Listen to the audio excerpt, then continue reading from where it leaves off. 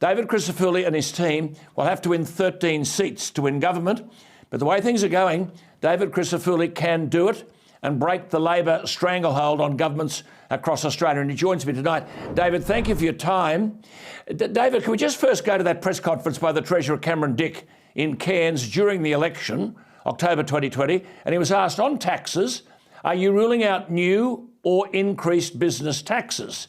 As I said, day 3 of the election campaign, and the Treasurer Cameron Dick said, quote, there won't be any increased taxes. We've said that very clearly from the start. No new taxes from the Labor government if we are re-elected. David Crisafulli, is it a terrible thing to ask, but are we being run by people who are slippery with the truth? It's one of the greatest breaches of faith I've seen, Alan. He was deliberately asked on 26 occasions, and on 26 occasions he ruled out any new or increased taxes. You've hit the nail on the head. The press conference you're referring to was in far north Queensland, and somebody said to him, does that relate to business? And his answer was, no new or increased taxes. He's now saying today that because in his answer he didn't say the word business, therefore it doesn't relate to business. What an absolute disgraceful comment.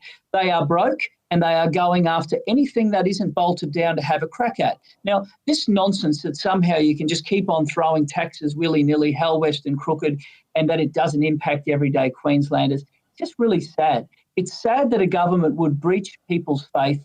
They knew it before the election. They were slippery with the truth. And is it any wonder there is a conga line of people criticising them because taxes and fees and charges are going up and service levels in Queensland continue to go down. We have the worst hospital system in the nation, ambulance ramping at 42%. We've got the worst youth justice laws. We have road backlogs with projects blowing out and maintenance backlog of $6 billion. And we have a housing crisis where people are living in their cars. What a disgrace. Well, just coming back to that point for the benefit of our viewers, yesterday's budget whacked business in Queensland with 3 new or increased taxes, a $1.2 billion hike in the rate of coal royalties, an $80 million hike raising gambling taxes, and $425 million by 2026 from a mental health levy on big business. Now, David, some of them might be defensible, but surely they are broken promises. Spot on they are.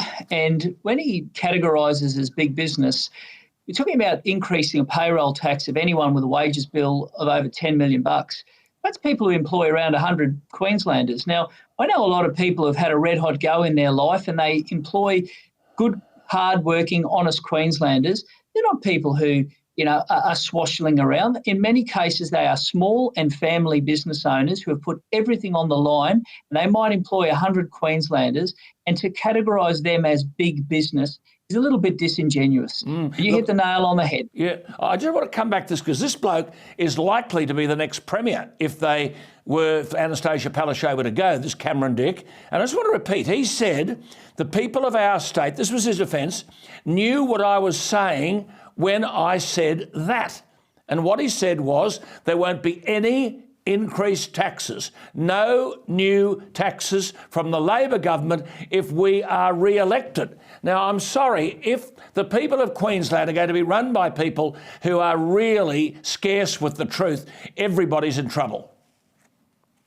And he's been mauled today for that, Alan, and I'm quite pleased to see the way that people have stood up and said, no, mate, sorry, you were asked many times and you ruled it out. And unfortunately, we live in an era where people think they can say one thing and do another. But in life and in politics, if you want to have any form of credibility, you've got to look people in the eye and say, well, this is our intention and this is why, and be honest with them. He was deliberately loose with the truth, and he is getting categorically mauled. And today in the Parliament, his answers were disgraceful. And you want to know who the most embarrassed person is about the government's budget? The government.